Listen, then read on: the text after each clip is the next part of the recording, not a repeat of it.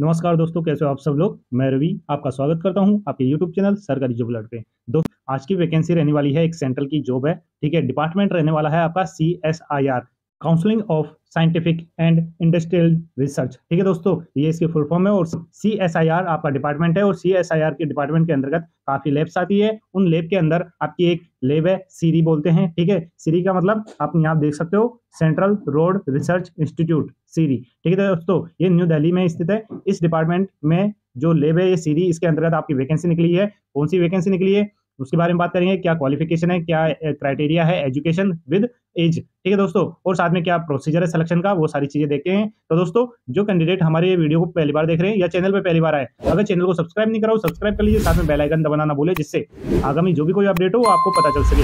ठीक है दोस्तों, और वीडियो को शुरुआत करने से पहले जो भी कैंडिडेट या स्टूडेंट हमारी वीडियो को देख रहे हैं उन्हें बता देना चाहता हूँ, हमारा जो ये प्लेटफॉर्म है, यूट्यूब प्लेटफॉर्म, इसमें हम जो भी आगामी भर्ती होती है नोटिफिकेशन रिलेटेड, ठीक है, जॉब के रिलेटेड, चाहे स्टेट गवर्नमेंट रिलेटेड हो या सेंट्रल की हो, ठीक है, बैंक, रेलवे, SSC, इन सभी भर्तियों के बारे में जब जब नया नोटिफिकेशन आता है इनके, तो वो सारी चीजें आपको अवगत कराया जाता है वैकेंसी का। ठीक है दोस्तों, और वैकेंसी के स्टार्टिंग से लेके लास्ट तक जो भी प्रोसीजर होता है, ये आपका नोटिफिकेशन से लेके admit card, exam result, answer की, और साथ में फाइनल रिजल्ट, और साथ में जो लास्ट कट ऑफ निकलती है उस सभी के बारे में बैक टू बैक हम वीडियो बनाते जाते हैं, जिससे आपको सारी चीजें आपकी नॉलेज हो सके। ठीक है दोस्तों, और आपको उन चीजों का पता चल सके कि टाइम टू टाइम क्या क्या चीजें आ रहे हैं, कौन से डिपार्टमेंट में वैकेंसी निकल रही है, कौन से में नहीं निकलती है, और कितना टाइम बाद में रिपीटेशन होता है। तो दोस्तों, ये सारी चीजें इस प्लेटफॉर्म में आपको मिल जाएगी। तो दोस्तों, फटाफट इस चैनल को सब्सक्राइब कर लीजिए, जिससे आगामी जो भी कोई भर्ती हो उसको आप पता चल सके, और अगर आप एलिजिबल हो उस पोस्ट में तो आप अप्लाई कर सको। ठीक है दोस्तों, शुरुआत करते हैं इस वीडियो की।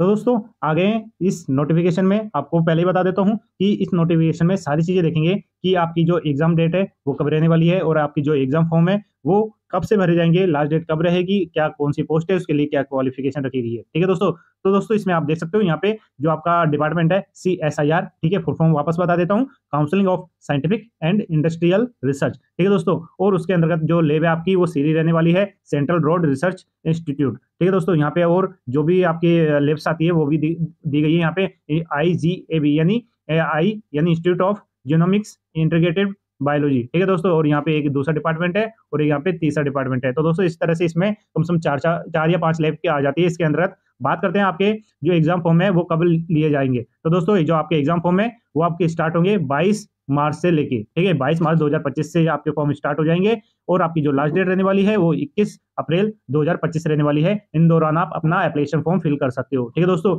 और जो 21 अप्रैल है, ठीक है दोस्तों, उसके सुबह जो शाम है 5 बजे तक ही आपके फॉर्म भरे जाएंगे, 12 बजे तक नहीं भरे जाए, क्योंकि मोस्ट ऑफ द जो फॉर्म ओपन होते हैं किसी भी डिपार्टमेंट में, तो उनकी जो लास्ट टाइमिंग है, लास्ट डेट की, वो 12 बजे तक रहती है। पर दोस्तों, इन्हें मैं अवगत करा देता हूँ, जो भी कैंडिडेट हो सकता है किसी न किसी कारणवश लेट हो जाता हो, तो वो 12 बजे तक का टाइम माइंड में सेट रखता है कि 12 बजे तक तो टाइम है। नहीं दोस्तों, शाम के 5 बजे आपका जो पोर्टल है एक एप्लीकेशन फॉर्म का वो बंद हो जाएगा। ठीक है दोस्तों, इसलिए आपसे निवेदन है टाइम रहते ही आप अप्लाई करें। ठीक है दोस्तों, अब आते हैं दोस्तों रिटर्न ऑफ डेट एग्जामिनेशन। जैसे मैंने बताया कि एग्जाम डेट भी आपकी दी गई है और फिक्स है। ठीक है दोस्तों, यहाँ पे आप देख सकते हो date of return examination computer based रहने वाला है। ठीक है, और साथ में आपका प्रोफिशिएंसी टेस्ट लगेगा कंप्यूटर का या स्टेनोग्राफी का। ठीक है दोस्तों, अब साफ जाहिर है कि कंप्यूटर टेस्ट, ठीक है, यानी कंप्यूटर रिलेटेड कोई आपकी पोस्ट है, और स्टेनोग्राफर यानी आपकी स्टेनोग्राफर पोस्ट दी गई है, तभी इसमें प्रोफिशिएंसी टेस्ट मांगा गया है। ठीक है दोस्तों, बात करते हैं आपका जो CBT है, कंप्यूटर बेस्ड टेस्ट है, वो कब होगा। तो दोस्तों, आपका जो एग्जाम है वो होगा मई या जून 2025 के अंतर्गत आपका एग्जाम कंडक्ट हो जाएगा। अभी चल रहा है मार्च का लास्ट वीक चल रहा है। तो दोस्तों, आप देख लीजिए कितना कम टाइम बचा है आपके पास में, और इतनी जल्दी आपका एग्जाम होगा, और रिजल्ट भी जल्दी होगा, और ज्वाइनिंग भी जल्दी होगी। तो दोस्तों, फटाफट इस जो फॉर्म है, अगर आप एलिजिबल हो इन पोस्ट के लिए तो जरूर अप्लाई करें। ठीक है दोस्तों, आप देख सकते हो एग्जाम आपकी मई या जून में। ठीक है, आपकी जो टेस्ट वो प्रोफिशिएंसी टेस्ट है, स्किल टेस्ट बोल सकते हो, स्टेनोग्राफी टेस्ट बोल सकते हो, वो लगेगा आपका जून में। ठीक है दोस्तों, यानी आप मई या जून में कोई सी भी डेट आ जाएगी, और जून के लास्ट तक भी आपका जो प्रोफिशिएंसी टेस्ट है, स्किल टेस्ट है, वो आयोजित हो जाएगा। तो दोस्तों, आपके पास बिल्कुल टाइम नहीं है। ठीक है दोस्तों, हो सकता है आप अदर डिपार्टमेंट की तैयारी कर रहे हो, तो दोस्तों अगर इसमें आप अप्लाई करते हो तो आपके पास बिल्कुल टाइम नहीं होगा। ठीक है दोस्तों, यहाँ पे आप देख सकते हो CSIR है, उसकी जो फुल फॉर्म है वो दी गई है, counselling of scientific and industrial research. ठीक है दोस्तों, यहाँ पे जैसे मैंने बताया था, ये आपकी एक लैब है जिसमें आपकी निकली हुई वैकेंसी है, central road research institute. Okay, यहाँ पे तीसरा आपका दिया गया है NPL का मतलब नेशनल फिजिकल लेबोरेटरी। ठीक है, और इसके आगे दूसरी लैब है आपकी national institute of science communication and policy research. ठीक है, और इसके अलावा तीसरी आती है आपकी IGIB, ठीक है, यानी institute of genomics and integrative biology. ये जितनी भी लैब है आपकी 4 लैब दी गई है। तो दोस्तों ये 4 लैब आपकी पूरी न्यू दिल्ली में स्थित है, यानी आपकी जो जॉब लगेगी वो भी न्यू दिल्ली में ही लगेगी। जहाँ पे भी ये लोकेटेड होंगी लैब्स, वहाँ पे आपकी पोस्टिंग होगी अगर आप पास होते हो तो। ठीक है दोस्तों, यहाँ पे आप देख सकते हो, यहाँ पे पूरा आपका सारी चीजें दी गई है, कौन सी लैब है, कहाँ पे है। ठीक है, बात करते हैं आपकी जो वैकेंसी है कौन सी रहने वाली है और साथ में क्वालिफिकेशन क्या रहेगी। ठीक है, सबसे पहले बात करते हैं जूनियर सेक्रेटरीट असिस्टेंट। ठीक है, यहाँ पे आप देख सकते हो जो जूनियर सेक्रेटरीट असिस्टेंट है वो 3 कैडर में डिवाइड होगी, एक तो जनरल में और F&A यानी फाइनेंस एंड अकाउंट्स, और इसके अलावा S&P यानी आपका स्टोर रिलेटेड कैडर आ जाएगा। ठीक है दोस्तों, अब बात करते हैं पोस्ट की। तो दोस्तों पोस्ट रहेगा आपका जैसे का 177। ठीक है, ये ग्रुप सी की पोस्ट है, नॉन गजेटेड है, और इसका जो पे लेवल है वो L2 रहने वाला है, और इसका जो बेसिक है वो 19,900 रहने वाला है। यानी आपकी जो बेसिक पे है सैलरी मंथली की वो 19,900 है। इसके बाद में ही जितने भी अलाउंस होते हैं वो इसी के आधार पे ऐड होते जाते हैं। तो आपका जो सैलरी का स्ट्रक्चर है वो आपका रहने लग जाएगा 30 के आसपास, 30 या 30 प्लस। ठीक है दोस्तों, इसके अलावा जो एजुकेशन क्वालिफिकेशन है वो आपकी रहने वाली है 12th पास। ठीक है दोस्तों, 12th पास आपकी ये एजुकेशन क्वालिफिकेशन रहने वाली है। आपको कंप्यूटर में दक्षता होनी चाहिए, प्रोफिशिएंसी होनी चाहिए। ठीक है दोस्तों, और आपकी जो एज लिमिट है वो 28 दी गई है इसमें। ठीक है, इसके बाद आते हैं जो नेक्स्ट को आपकी पोस्ट है, वैकेंसी है स्टेनोग्राफर, जूनियर स्टेनोग्राफर की। इसकी बात करते हैं दोस्तों, ये टोटल है आपकी 32 है आपकी, ये ग्रुप सी की है, नॉन गजेटेड है, और इसका पे लेवल L4 रहने वाला है, और इसकी बेसिक पे है 25,500 है। इसके बाद में जो भी अलाउंस जुड़ते हैं तो अप्रोक्सीमेट इसकी जो सैलरी है वो 40 के आसपास या 40 प्लस हो जाएगी। और दोस्तों इसका जो एजुकेशन क्वालिफिकेशन है सेम रहने वाला है 12th पास, और साथ में आपकी जो प्रोफिशिएंसी है यानी आपको स्टेनोग्राफी आनी चाहिए, क्योंकि स्किल टेस्ट में आपका प्रोफिशिएंसी टेस्ट लगेगा। ठीक है दोस्तों, और जो एज लिमिट है वो 27 की रहने वाली है। ठीक है दोस्तों, यहाँ पे आपको मैंने जैसे कैडर बताया था, जनरल यानी आपका जनरल का एक कैडर रहने वाला है, S&P यानी स्टोर एंड परचेज, F&A यानी फाइनेंस एंड अकाउंट्स, ये आपके जो जूनियर सेक्रेटरी असिस्टेंट है उसमें ये कैडर आपके बटे होंगे। ठीक है दोस्तों, इसके अलावा बात करेंगे आपकी वैकेंसी और जो रिजर्वेशन है आपके कैटेगरी वाइज, तो उसमें कितने कैसे डिवाइड हो रखी है, कौन कौन सी वैकेंसी किस तरह से अपने कैटेगरी में डिवाइड होती है। तो दोस्तों यहाँ पे आप देख सकते हो, यहाँ पे आपकी जो जहाँ पे पोस्टिंग होगी उसका जो डिपार्टमेंट में है वो दिया गया है। ठीक है, और साथ में यहाँ पे आपके जो कैडर है, कैडर आपका बटा हुआ है जूनियर असिस्टेंट का, JSA का, और साथ में स्टेनोग्राफर का। और यहाँ पे आप पैरेलल देख सकते हो, यहाँ पे आपकी कैटेगरी दी गई है UR, OBC, SC, ST, EWS, और यहाँ पे टोटल किया गया है, और यहाँ पे हॉरिजॉन्टल रिजर्वेशन के अंतर्गत जो भी कैटेगरी आती है वो आपके यहाँ वैकेंसी देखने को मिलेगी। ठीक है दोस्तों, इसके बाद में आप देख सकते हो यहाँ पे सीरी में आपकी लेब में है, और CSIR का हेडक्वार्टर है, वहाँ पे भी आपको पोस्ट देखने को मिलेगी। इसके अलावा IGIB वाली लेब में आपकी पोस्ट है, NISPR में भी आपकी है, और NPL में भी है। तो दोस्तों इसमें जितनी आपकी चार लैब है, और साथ में एक है जो हेडक्वार्टर है CSIR का, उसमें आपकी वैकेंसी देखने को मिल रही है। तो दोस्तों जो भी कैंडिडेट जिस भी कैटेगरी से बिलोंग करता है वो आपकी कैटेगरी के अकॉर्डिंग देख सकता है, और जिस पोस्ट के लिए अप्लाई कर रहा है जैसे या जूनियर स्टेनोग्राफर, तो उसमें कितनी वैकेंसी है उसकी कैटेगरी में, और उस हिसाब से वो अप्लाई कर सकता है। ठीक है दोस्तों, इसमें आप देख सकते हो टोटल आप यहाँ पे देख सकते हो 209 वैकेंसी आपको देखने को मिलेगी। ठीक है, यानी जो JSA और जूनियर स्टेनोग्राफर दोनों को मिला के। ओके दोस्तों, यहाँ पे जैसे मैंने बताया टोटल 209 वैकेंसी है, साथ में 10 पोस्ट है वो आपकी रिजर्व रखी गई है पर्सन विद बेंचमार्क डिसेबिलिटी यानी PWD वाली, और जो 15 पोस्ट है वो रिजर्व रखी गई है एक्स सर्विस वालों के लिए। ठीक है दोस्तों, अब आगे आते हैं दोस्तों, आगे जो आपको जानने की जरूरत है एप्लीकेशन फीस की बात करते हैं कि आप एप्लीकेशन फॉर्म फीस जो फॉर्म भरोगे तो उसके दौरान आपकी जो फीस है वो कितनी लगने वाली है। तो दोस्तों यहाँ पे 500 की फीस लगने वाली है। कैटेगरी की बात कर लेते हैं, UR, OBC में नॉन क्रीमी लेयर और EWS कैंडिडेट। तो दोस्तों इन कैटेगरी के लगने वाले हैं 500 यानी 500 रुपीज। ठीक है, और जो रिमेनिंग कैटेगरी है वुमेन, ठीक है, चाहे किसी भी कैटेगरी की हो, SC, ST, PWD और एक्स सर्विसमैन, तो दोस्तों इनके लिए कोई फीस नहीं है फॉर्म में, वो अपना फॉर्म है वो फिल कर सकते हो विदाउट आपके पेमेंट के। ठीक है दोस्तों, इसके बाद आते हैं एज लिमिट का मैंने बता ही दिया था, पर बात करते हैं आपकी कैटेगरी वाइज जो रिलैक्सेशन दिया होता है उसके लिए। ठीक है दोस्तों, रिलैक्सेशन के अकॉर्डिंग बात कर लेते हैं। अगर कैंडिडेट SC, ST का है तो उन्हें 5 साल की छूट है। ठीक है, OBC में नॉन क्रीमी लेयर है तो उन्हें 3 साल का छूट है। PWD की बात करते हैं जो कि कैटेगरी वाइज होती है, तो PWD में UR की लिए 10 साल की छूट है। अगर SC कैंडिडेट है तो 15 साल की छूट है, और OBC नॉन क्रीमी लेयर में है तो उन्हें 13 साल की छूट है। वहीं एक्स सर्विसमैन वालों के लिए 3 साल की छूट यहाँ पे दी गई है। साथ में अगर कोई कैंडिडेट CSIR डिपार्टमेंट के अंदर है, पहले से ही किसी पोस्ट पे है, ठीक है, तो उनके लिए कोई एज लिमिट नहीं है, वो अप्लाई कर सकते हैं। ठीक है, वहीं डिवोर्स, विडो, वुमेन, ठीक है, और इसके अलावा जितनी भी यहाँ पे कैटेगरी दी गई है तो उनको दोस्तों यहाँ पे 35 का आपका रिलैक्सेशन देखने को मिलेगा। वहीं पे अगर कैंडिडेट आपका SC, ST से है, विडो, डिवोर्स, वुमेन, तो दोस्तों उन्हें 40 साल की, और अगर रिमेनिंग जितनी भी कोई कैटेगरी बचती है तो उन्हें यहाँ पे कोई एज रिलैक्सेशन यहाँ पे देखने को नहीं मिलेगा। मोस्ट ऑफ द जितने कैंडिडेट है वो यहीं पे आपको देखने को मिल जाएंगी। ठीक है दोस्तों, अब आते हैं जो आपको जानने की जरूरत है, जो आपके फॉर्म में जो फॉर्म स्टार्ट होता है, फॉर्म स्टार्ट होने से पहले जो आपको जानने की जरूरत है, जैसा कि बताया था जेएसए और स्टेनोग्राफर है, 2 पोस्ट है, 2 पोस्ट का आपका क्या स्कीम रहने वाली है, क्या पैटर्न रहने वाला है, सिलेबस क्या रहने वाला है और जो आपका जो मार्क्स है, पैटर्न है, वो किस तरह से डिवाइड होगा मार्क्स का, उसके बारे में बात करेंगे। तो दोस्तों सबसे पहले बात करेंगे जूनियर स्टेनोग्राफर की, ठीक है। जूनियर स्टेनोग्राफर की बात करेंगे तो दोस्तों यहाँ पे सबसे पहले लगेगा आपका आपका रिटन एग्जामिनेशन यानी सीबीटी, जैसा कि स्टार्टिंग में बता दिया गया था, ठीक है। आपका सीबीटी है, ठीक है। सीबीटी आपका या तो ओएमआर बेस पे लग जाएगा या कंप्यूटर बेस्ड टेस्ट लग जाएगा, जो भी होगा वो आपको एग्जाम से पहले पहले अवगत करा दिया जाएगा, पर आपको पहले ही बता दिया गया है या तो ओएमआर हो जाएगा या सीबीटी हो जाएगा, आप दोनों तरीके से ही आप पहले से वेल प्रिपेयर रहिएगा, ठीक है। आपका जो क्वेश्चन है, क्वेश्चन का मोड आपका हिंदी इंग्लिश दोनों में अवेलेबल रहेगा, आप स्क्रीन पे सेलेक्ट कर सकते हो हिंदी इंग्लिश बोथ, ठीक है। कैसे ही आपको जैसा सुविधा लगे वो आप चेंज कर सकते हो एनी टाइम ड्यूरिंग एग्जामिनेशन। और जो आपका जो स्टैंडर्ड रहेगा वो 12th प्लस रहेगा, ठीक है। 12 जो 10+2 है 12th लेवल, उसके अकॉर्डिंग आपकी जो क्वेश्चन है उसका स्टैंडर्ड रहेगा।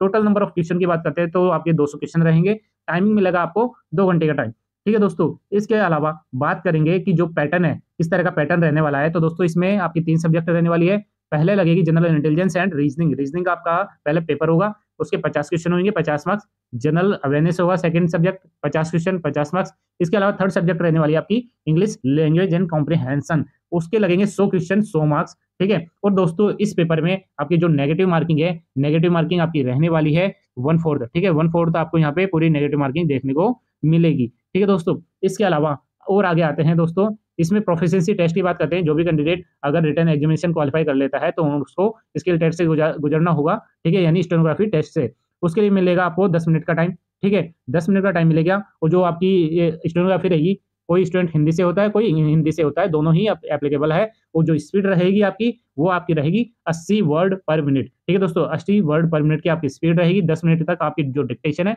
वो बोली जाएगी। उसके बाद में आपको उसका जो ट्रांसक्रिप्शन है वो करना होगा, यानी आपका अगर आपको स्टूडेंट इंग्लिश से है तो वो इंग्लिश से आपको ट्रांसक्राइब करना होगा, अगर हिंदी से है तो उसको हिंदी में ट्रांसक्राइब करना होगा, ठीक है दोस्तों। यहाँ पे आप देख सकते हो जो आपको ट्रांसक्राइब का टाइम है वो 50 मिनट का मिलेगा, अगर कोई इंग्लिश से है, और हिंदी से है तो उन्हें 65 मिनट का टाइम मिलेगा। इसके अलावा दोस्तों बात करेंगे जो आपकी मेरिट लिस्ट है वो किस तरह से तैयार होगी। तो दोस्तों जो आपका स्किल टेस्ट है स्टेनोग्राफी वाला वो क्वालिफाई वाला नेचर है, ठीक है, आपको जस्ट क्वालिफाई करना पड़ेगा। और जो आपकी मेरिट लिस्ट है वो आपकी सीबीटी के अकॉर्डिंग बनेगी, यानी सीबीटी में जितने अच्छे मार्क्स आएंगे उसी के अकॉर्डिंग आपकी मेरिट लिस्ट तैयार होगी, ठीक है दोस्तों। अब आगे आते हैं कि जूनियर सेक्रेटरीट असिस्टेंट यानी जैसे कि जैसे में दोस्तों यही आपका वही सेम प्रोसीजर रहने वाला है। आपका पहले सीबीटी टेस्ट लगेगा, उसके बाद में प्रोफिशिएंसी टेस्ट लगेगा, ठीक है। पैटर्न की बात करते हैं दोस्तों, पैटर्न आपका दोस्तों जो हिंदी इंग्लिश है मोड है दोनों लगेगा, ठीक है। आपका जो लेवल है स्टैंडर्ड है वो 12th का रहेगा कि नंबर ऑफ क्वेश्चन 200 रहेंगे। टाइमिंग मिलेगा आपको 2.5 घंटे का टाइम, यानी 2 घंटा 30 मिनट का टाइम मिलेगा, ठीक है। आपके इसमें किस तरह से जो पैटर्न है वो रहेगा, इसमें आपके 2 पेपर लगेंगे, पेपर फर्स्ट और पेपर सेकंड, ठीक है। पेपर फर्स्ट में दोस्तों आपको 90 मिनट का टाइम मिलेगा, यानी 1.5 घंटे का टाइम मिलेगा। 1.5 घंटे में आपको पेपर फर्स्ट में मेंटल एबिलिटी टेस्ट लगेगा, जिसमें आपके कौन कौन सब्जेक्ट आएगी, जनरल इंटेलिजेंस आएगी, क्वांटिटेटिव एप्टीट्यूड आएगा, रीजनिंग, प्रॉब्लम सॉल्विंग और सिचुएशनल जजमेंट। ये आपके पार्ट रहेंगे सब्जेक्ट के। 100 क्वेश्चन रहेंगे, 100 क्वेश्चन में ये सारी जो टॉपिक है वो डिवाइड रहेंगे, ठीक है। 100 क्वेश्चन है, मार्क्स आपके रहेंगे 200, यानी एक क्वेश्चन 2 मार्क्स का रहेगा। और यहाँ पे आपको नेगेटिव मार्किंग बिल्कुल नहीं है आपकी, यानी आप पूरे 100 क्वेश्चन अटेम्प्ट कर सकते हो, ठीक है दोस्तों। इसके बाद आपका लगेगा सेकंड पेपर जो कि बैक टू बैक लगेगा, ठीक है। सेकंड पेपर में आपकी जनरल अवेयरनेस और इंग्लिश लैंग्वेज 2 सब्जेक्ट लगेगी, 50-50 क्वेश्चन रहेंगे, एक क्वेश्चन 3 मार्क्स का रहेगा, तो 150 मार्क्स आपके हो जाएंगे, ठीक है। नेगेटिव मार्किंग की बात करते हैं दोस्तों, नेगेटिव मार्किंग यहाँ पे आपको देखने को मिल जाएगी 1 negative marking of every wrong answer, यानी 1/3 नेगेटिव मार्किंग आपको यहाँ पे देखने को मिलेगी, ठीक है। इसके बाद में आपका प्रोफिशिएंसी टेस्ट लगेगा, ठीक है। इसमें आपको हिंदी और इंग्लिश दोनों में टाइपिंग आनी चाहिए। हिंदी में आपकी स्पीड मांगी गई है 35 वर्ड पर मिनट और हिंदी में 30 वर्ड पर मिनट। ये 2 सब आपकी लैंग्वेज है, हिंदी और इंग्लिश दोनों में आपकी टाइपिंग होनी चाहिए और इतनी स्पीड आपकी कवर होनी चाहिए, ठीक है। और 10-10 मिनट का आपको टाइम मिलेगा टाइपिंग करने का, जो भी मैटर आपके यहाँ पे डिस्प्ले पे शो होगा कंप्यूटर में, ठीक है दोस्तों। और जो कि एक क्वालिफाइड नेचर का रहेगा, ये भी स्किल टेस्ट है, ठीक है दोस्तों। यहाँ पे आप देख सकते हो प्रिपरेशन ऑफ मेरिट लिस्ट किस तरह से तैयार होगी, कि आप जैसे मैंने बताया जो आपका प्रोफिशिएंसी टेस्ट है कंप्यूटर वाला वो क्वालिफाइड नेचर का रहेगा, ठीक है। साथ में जो पेपर फर्स्ट है वो भी आपका क्वालिफाई नेचर रहेगा, यानी उसको भी आपको क्वालिफाई करना पड़ेगा, जो एक एवरेज कट ऑफ जाती है। ठीक है दोस्तों, इसके बाद में पेपर सेकंड में आप जितना अच्छा स्कोर करते हो तो दोस्तों मेरिट लिस्ट उसी से तैयार होगी, क्योंकि पेपर फर्स्ट है, वो भी एज है, क्वालिफाई नेचर है, हालांकि उसकी कितनी भी कट ऑफ जा सकती है। ठीक है, 100 क्वेश्चन है, 100 क्वेश्चन में आपकी कितनी भी कट ऑफ जा सकती है। ठीक है दोस्तों, वो जस्ट एज ए क्वालिफाई है, उसके मार्क्स नहीं जुड़ेंगे मेरिट लिस्ट में। मेरिट लिस्ट तैयार होगी आपकी पेपर सेकंड के अकॉर्डिंग आपकी मेरिट लिस्ट तैयार होगी। ठीक है दोस्तों, इस तरह से आप यहाँ पे देख सकते हो जो मेरिट लिस्ट है, final merit list will be prepared on the basis of obtain marks in paper second. ठीक है दोस्तों, इसके बाद में जो भी आप प्रेफरेंसी होती है आपकी जो डिपार्टमेंट की, जैसा भी यहाँ आप दिया गया है, वो जैसी मेरिट लिस्ट तैयार होती है उसके अकॉर्डिंग आपको जो लेब है वो डिपार्टमेंट वाली वो मिल जाएगा। ठीक है दोस्तों, इसके आगे यहाँ पे जो अभी पहले बताया था, जो मेथोडोलॉजी अपनाई जाती है इक्वल मार्क्स के अकॉर्डिंग कौन प्रिपेयर होता है सबसे पहले, वो सारी चीजें दी गई है। जो इसके आगे दोस्तों और देख लेते हैं और क्या चीजें जरूरत है। तो दोस्तों एग्जाम जो सेंटर है आपका, एग्जाम सेंटर है, उसकी बात कर लेते हैं। तो आपका जो एग्जाम सेंटर है वो हमेशा दिल्ली रहेगा, क्योंकि दिल्ली में ही ये सारी लैब्स है। ठीक है दोस्तों, जो भी कैंडिडेट अगर अप्लाई करता है तो उन्हें पहले ही बता देता हूँ, जो उनका एग्जाम है वो दिल्ली में ही रहेगा। ठीक है दोस्तों, चाहे वो रिटन एग्जाम की बात हो या प्रोफिशिएंसी टेस्ट की बात हो। ठीक है, इसके बाद में दोस्तों जो आपको हर स्टूडेंट को जानने की जरूरत है और उन्हें जानना चाहिए कि जिस पोस्ट के लिए वो अप्लाई कर रहे हैं तो उस पोस्ट के लिए वो क्या क्या चीजें मिलती है उस डिपार्टमेंट के अकॉर्डिंग। तो दोस्तों यहाँ पे साफ दिया गया है, बेनिफिट एंड काउंसलिंग सर्विस, यानी आपकी जो डिपार्टमेंट है वो आपको क्या क्या सर्विसेज देता है आपकी सैलरी के अलावा। ठीक है दोस्तों, यहाँ पे आप साफ देख सकते हो DA, HRA, TA। ठीक है, और साथ में आपकी पेंशन स्कीम के अकॉर्डिंग जो भी है और डिपार्टमेंट रिलेटेड जो भी चीजें एक्स्ट्रा दी गई है वो सारा यहाँ पे डाटा दिया गया है। अगर किसी स्टूडेंट को समझना हो कि क्या क्या चीजें और एक्स्ट्रा दी गई है तो दोस्तों वो ज्यादा कमेंट अगर आएंगे स्टूडेंट के तो मैं पर्टिकुलर इसके लिए वीडियो बना लूंगा, हालांकि छोटा ही बनेगा, पर उस छोटे वीडियो में ही मैं सारी चीजें कंप्लीट वीडियो आपको क्लियर कर दूंगा कि जो आपकी सैलरी है, सैलरी के अकॉर्डिंग क्या क्या चीजें जुड़ेंगी, उसके बाद में कितनी सैलरी आपको मिलने लग जाएगी। ठीक है दोस्तों, यहाँ पे आप देख सकते हो लास्ट डेट आपकी 21 मार्च से रहने वाली है, यहाँ पे पहले ही क्लियर कर दिया गया है। ठीक है, इसके अलावा दोस्तों यहाँ पे आप देख सकते हो the number of vacancy indicate against each post and category. ठीक है, यानी जो आपकी वैकेंसी दी गई है अभी हर पोस्ट में और कैटेगरी में, तो दोस्तों वो कभी भी इंक्रीज या डिक्रीज, यानी कभी भी कम या ज्यादा करी जा सकती है। ठीक है दोस्तों, इसके अलावा और देखते हैं और क्या चीजें हैं आपको जानने के लिए। ठीक है, यहाँ पे डॉक्यूमेंट वेरिफिकेशन है, यानी आपका अगर रिटर्न एग्जामिनेशन क्लियर होता है फाइनल मेरिट लिस्ट में अगर आपका नाम आता है तो आपको सारे डॉक्यूमेंट पहले से वेल प्रिपेयर तैयार रखने हैं, जिससे आगामी जो भी कोई प्रॉब्लम होती है उनमें आप फेस ना करो। ठीक है दोस्तों, वो सारी चीजें आपके डॉक्यूमेंट टाइम पे तैयार रहे। ठीक है दोस्तों, यहाँ पे गाइडलाइन दी गई है आपके जो PWD कैंडिडेट है उनके लिए। ठीक है दोस्तों, इसके अलावा देखते हैं और क्या आपको जरूरत है बताने की। तो हालांकि सारा नोटिफिकेशन बहुत सारी चीजें आपको जानने की सारी चीजें दी गई होती है। एक स्टूडेंट को जो जानने की जरूरत होती है वही चीज मैं बता रहा हूँ, जिससे आपका टाइम बच सके। जो एग्जाम का आपका अप्लाई डेट है वो पहले ही बता दिया, 22 आपकी मार्च से स्टार्ट है और 21 अप्रैल को आपकी जो लास्ट डेट है वो रहने वाली है। ठीक है दोस्तों, इसमें आपका और देख लेते हैं स्टार्टिंग में जब आप जो ऑनलाइन एप्लीकेशन फॉर्म भरोगे तो किस तरह से है मैं फटाफट बता देता हूँ। आप स्टार्टिंग में आपका पहले एप्लीकेशन रजिस्ट्रेशन होगा। ठीक है, उसके बाद पेमेंट होगा। ठीक है, इसके बाद में दोस्तों यहाँ पे आप देख सकते हो कि जरूरत क्या है आपको फॉर्म भरने से पहले पहले आपको स्कैन करना होगा, क्या आपका जो फोटोग्राफ है वो आपका स्कैन करा हुआ होना चाहिए। ठीक है, और जो साइज है उसकी साइज रहने वाली चाहिए 10 KB से लेकर 200 KB के बीच में। ठीक है, इसके बाद में आपका सिग्नेचर होना चाहिए व्हाइट पेपर में या तो ब्लू या ब्लैक पेन से। ठीक है, और जो साइज 4 KB से 30 KB के बीच रहना चाहिए। ओके, इसके बाद में आपका देखते हैं और कि जो जरूरत की चीजें हैं आपकी मेन ID वो सारी अगर मांगे तो उसमें फिल करनी है। ओके, यहाँ पे डिपार्टमेंट का जो ऑफिशियल वेबसाइट का लिंक है यहाँ पे दिया गया है, जो कि मैं अपने जो डिस्क्रिप्शन बॉक्स है वहाँ पे शेयर कर दूंगा, या फिर आप हमारे टेलीग्राम ग्रुप को भी ज्वाइन कर सकते हो। उसका भी लिंक हमारे वीडियो के डिस्क्रिप्शन बॉक्स में मैं शेयर कर दिया है, वहाँ जाके भी आप देख सकते हो। टेलीग्राम ग्रुप में भी सारी वीडियो मिल जाएंगी, सारे लिंक मिल जाएंगे और आगामी जो भी कोई अपडेट है वो भी वहाँ पे टाइम पे पहले मिल जाएंगे। वीडियो चाहे से पहले मिले ना मिले आपको टेलीग्राम पे पहले सूचित कर दिया जाएगा। ठीक है दोस्तों, आपको सबसे पहले ऑनलाइन अप्लाई करना होगा जब आप अपने लिंक पे जाओगे। ठीक है, न्यू रजिस्ट्रेशन करना होगा। रजिस्ट्रेशन में आपको जो भी चीजें मांगी जाए, आप ईमेल ID, मोबाइल नंबर, ठीक है, आपका नाम, DOB वो सारी करके ऐड करके आपका रजिस्ट्रेशन करना होगा। रजिस्ट्रेशन नंबर और आपके पासवर्ड जनरेट होंगे। ठीक है, वो वापस ओपन करने पर भी, लॉगिन करने पर भी आपकी सारी डिटेल मांगी जाएगी, पर्सनल, एजुकेशन और एक्सपीरियंस। ठीक है, आपका पेमेंट, फोटो अपलोडिंग। ठीक है, ये सारी चीजें आप जब प्रोसेस कर लोगे फाइनल आपको सबमिट करना होगा। ठीक है, फाइनल सबमिट करने से पहले आपको प्रीव्यू करना होगा कि कोई चीजें वो गलत रॉन्ग सबमिट ना हो गई हो, तो उसको सुधार करके फाइनल सबमिट करिएगा, तब जाके आपका फॉर्म फिल हो जाएगा। ठीक है, अगर कोई कैंडिडेट पेमेंट में हो, जिस कैटेगरी में हो, अगर वो पेमेंट की कैटेगरी में है तो वो पेमेंट करना होगा 500 का। ठीक है दोस्तों, इसके आगे और देखते हैं क्या चीजें हैं आपको जानने के लिए। ठीक है दोस्तों। इसमें दोस्तों जहाँ तक चीज़ें हो मैंने सारी चीज़ें आपको क्लियर कर दी है। इसके अलावा कोई ऐसी चीज़ नहीं है जो रह गई हो आपको बताने के लिए। तो दोस्तों ये पूरा जो डाटा है सीएसआईआर में जो 2 वैकेंसी निकली है, जेएसए जूनियर सेक्रेटरीएट असिस्टेंट और जूनियर स्टेनोग्राफर दोनों पोस्ट के बारे में सारी डिटेल मैंने आपको क्लियर कर दी है। अगर किसी कैंडिडेट को अगर फिर भी कोई कन्फ्यूजन हो, वो कमेंट बॉक्स में कमेंट कर सकता है, मैं आपको रिप्लाई कर दूँगा, ठीक है? और साथ में अगर कोई कैंडिडेट अब तक चैनल को सब्सक्राइब नहीं करा हो, सब्सक्राइब कर लीजिए, साथ में वीडियो को लाइक कीजिए, शेयर कीजिए और बेल आइकन दबाना ना भूलिए, जिससे कोई भी अपडेट हो आपको टाइम पे मिल सके। तो दोस्तों जो चीज़ें डाटा दी गई है मैंने सारी चीज़ें आपको क्लियर कर दी हो, कन्फ्यूजन हो, कोई प्रॉब्लम हो वो कमेंट कर सकता है, ठीक है? यहाँ पे नहीं तो टेलीग्राम पे कर सकता है, वहाँ पे भी मैं आपको रिप्लाई कर दूँगा, ठीक है? आपको बेफ़िक्र रहिए, टाइम कम है, फटाफट अगर एलिजिबल है तो आप अप्लाई करो, ठीक है दोस्तों? मिलता हूँ एक नए अपडेट, नए नोटिफ़िकेशन के साथ में। धन्यवाद, जय हिंद।